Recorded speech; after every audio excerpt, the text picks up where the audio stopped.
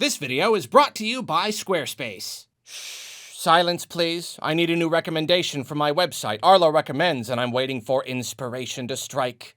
Yeah.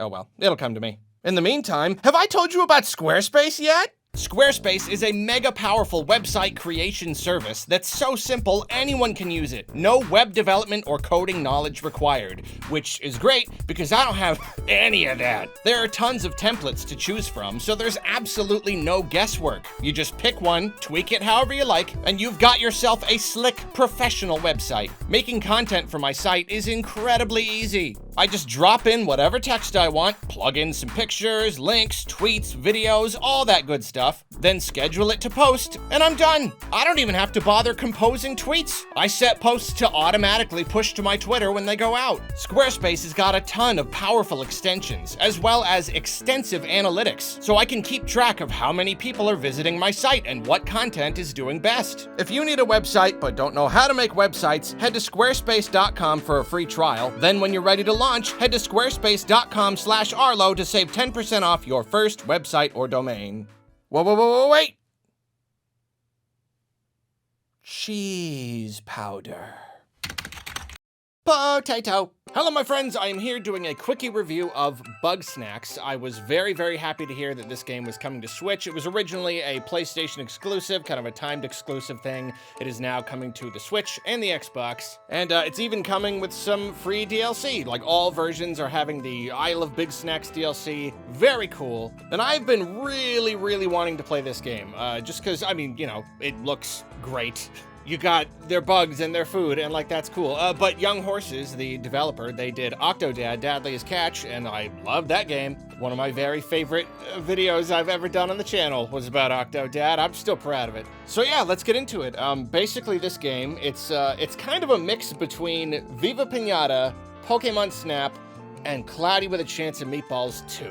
It's a very specific collection of things. So the main idea is that you're on this island and there are all these little animals that are like little food animals, and you got all these really fun little puns with their names and stuff. I always really love seeing the designs. They're very fun, they're very cute, they're very silly.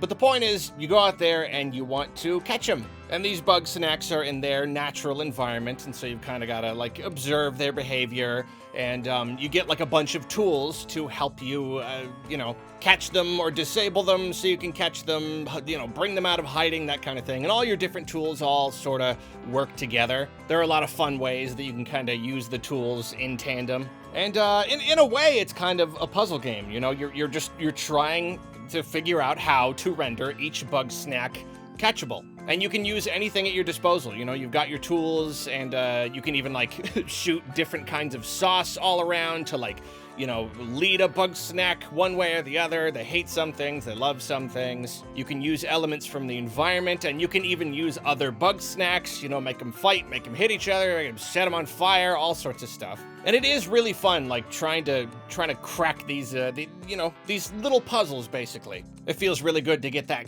you know, that aha kind of moment. You catch an extra tricky one that's been giving you trouble. Like, sometimes it's really, really satisfying when it works. I will say sometimes it can kind of be finicky and annoying instead. You know, some Bugsnax like kind of attack you while you're trying to work, or it's just, you know, you're trying to make a thing and it doesn't quite happen the way that you want, and you find yourself just kind of trying again and again, getting a little bit frustrated. I do honestly wish I enjoyed the gameplay more. I do enjoy it. I think I just kind of expected it to click a little harder with me. Like, there are plenty of times where it's a lot of fun. You know, like a lot of your quests just come down to, oh, go catch me 2 of these. You know, you feed them to the townsfolk. But I did, like, more often than I would like, find myself kind of grumbling at the idea of like, oh, I gotta go get one of these now. Oh, those are kind of annoying to get. You know what I mean? And I wasn't even really encouraged to catch every single one. You know, by the end of the game, I was kind of happy with my experience. It was kind of like, I don't know, maybe someday I'll go back in and catch them all, but I don't know. And I'm not really quite sure why it doesn't resonate with me quite on the level that I was expecting. And look, really, don't get me wrong. Yes, fun. Very much do enjoy it. I don't know, maybe I was just expecting just a little extra hook to just get its hook in me. A little extra something to keep me like really, really genuinely motivated to keep going. If there was anything that kept me going, though, surprisingly, it wasn't really the gameplay, it was the characters and the story, like basically the town that you go back to.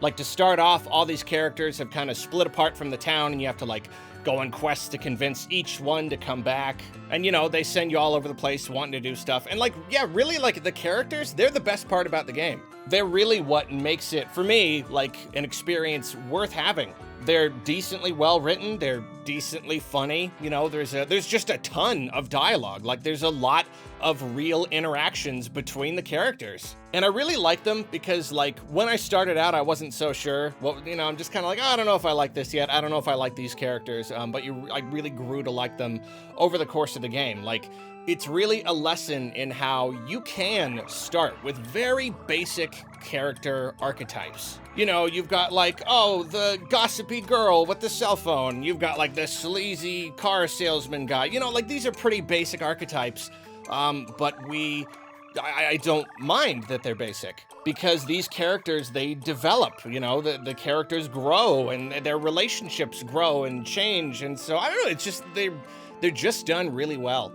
All of their unique relationships, you know, and the ways they all interact with each other. It's a lot of fun. Like, I legitimately became invested in each character. I really wanted to do everything I could possibly do to kind of advance their story, you know? And the overall story is a lot of fun. It's funny because, like, I did not expect this going in. It's really a mystery game.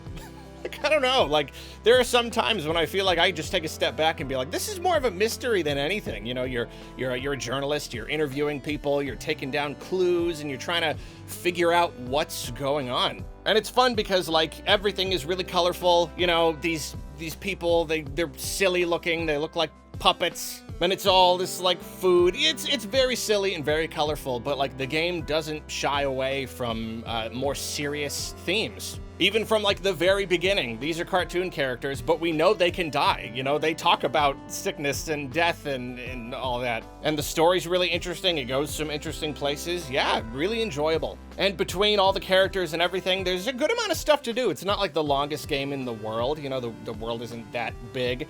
But there's plenty to do, especially if you enjoy just the concept of going and catching different Bugsnax and stuff. Lots of different main story quests and side quests and areas to unlock and stuff to earn for your house. Like, there's a decent amount of stuff to do.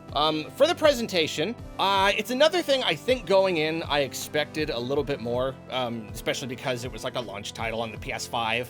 But it is very clearly an indie game. You know, like, you can tell it was done by a pretty small team, and it's really not a big deal. It's a little rough around the edges, but, like, it looks good, it's colorful, designs are fun. Like I said, all the Bugsnax designs are fun, the character designs are fun. I played the game mainly on my Xbox Series X, but the footage you're seeing here, I played around with the Switch version too, kind of get an idea of that.